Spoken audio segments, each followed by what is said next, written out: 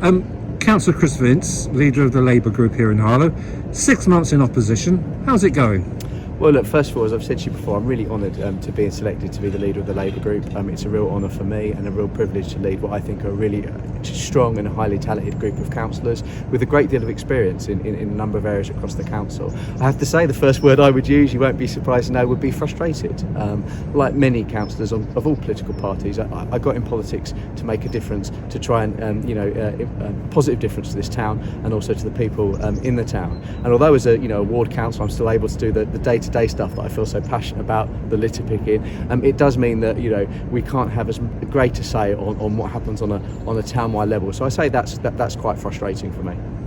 And if you were, as a former teacher, if you were marking the Tories' homework in the last 6 months, what grades would you be giving them? Well, I think the phrase is must do better, I would suggest. I mean, look, first of all, the Conservatives came in May with some very, very bold promises that we knew from day one that they couldn't keep. The big one, of course, is the council tax cut, which hasn't happened. They didn't make any ifs and buts about the council tax cut in May. They just said it was going to happen, and it was going to happen from day one. Well, we're now in day 158, and that hasn't happened. Other promises they made about policing numbers were clearly something as a district council they had no control over, and now we're kind of plunged into very much uncertainty in terms of the leadership of the council. Andrew Johnson's made the decision to stand aside, and we're 6 months into a new council administration. We're facing a leadership contest which can only be detrimental, I think, to the stability of the council and actually the stability of the town. So do you think maybe it's a question for them, do you think they made these promises because they didn't think they probably weren't going to get in? Well, I think they made some promises without really understanding the actual nature of what being an administration group is and actually being in power is. They made some very bold general political statements that obviously a district council cannot keep. And I think what they've learnt very quickly in their time in power is actually these things aren't achievable, and they can't do them just like that. And actually, again, talking with frustration as a councillor, we recognise with all developments that things take time. And of course, what we found in opposition, which is again equally frustrating, is some of the things that we put in place during our time in council, like the regeneration of the town centre, like the building of council houses. The Conservatives are now very quick to take the credit and rewrite history. So it is frustrating that they came in with these very bold promises and were successful electorally because of them, when actually we recognise a lot of these promises that they weren't able to do. But they have said that they've come in, they've come in, and they feel there's a lot to sort out with Harlow Council, where different departments, etc. They feel a sense of drift, a sense of people one paced or even behind the pace, lots of delays in things, etc. And so they might say there's a lot more to do with this council than we thought.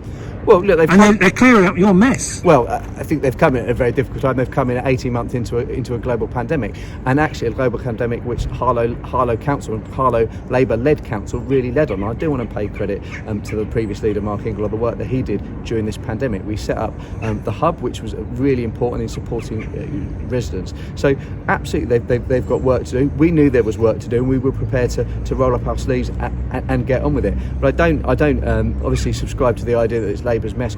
Ultimately what we've had is a really strong, financially strong council for a number of years now.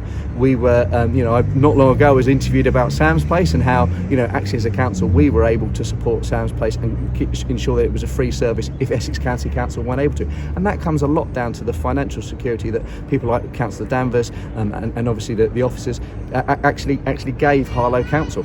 All, by the way, in a wake of massive government cuts. So let's bear that in mind, that actually we were able to protect frontline services like Pets Corner over there without any staff redundancies at a time when we had huge cuts to council finances. The Conservative-run Harlow Council are promoting something called the Town Plan. Is that the Labour's plan just sort of remixed?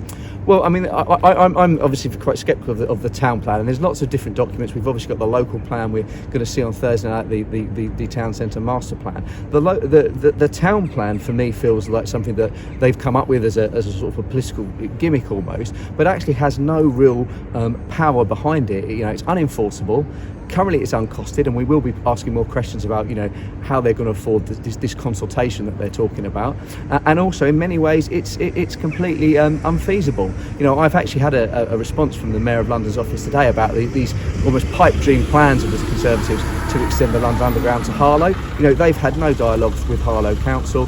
There's no idea where the funding is going to come for, and there's been no feasibility study. So these are almost pie in the sky ideas from the Conservatives with no real basis in fact. Where actually what we were looking at is looking at reasonable plans for our town and supporting our town moving forward, and that's what we want to do. But it comes across as if it's trying to get, as they're trying to get more people in the room than you were. So, for example, and you've upset, you know, with the Town Centre Awards, the Carradine, the people who run Terminus House, and you know they're part of the awards. You're not happy, but it looks like the Tories are saying, well, we have to get these people on board in order to improve the town centre.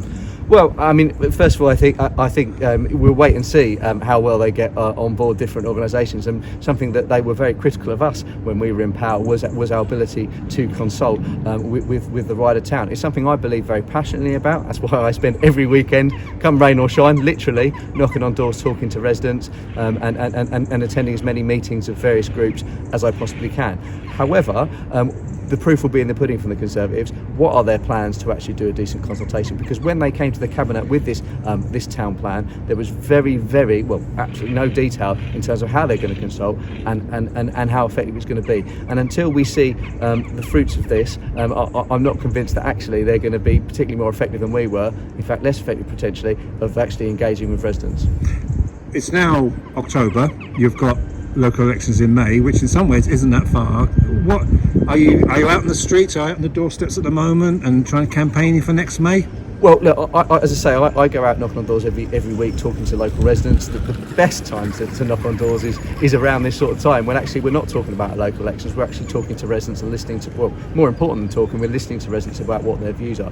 And most important thing we can do as an opposition, but as councillors and politicians, is actually listen to what residents have got to say. You know, we have to be realistic. You know, we didn't do very well. It was a pretty dreadful elections in May.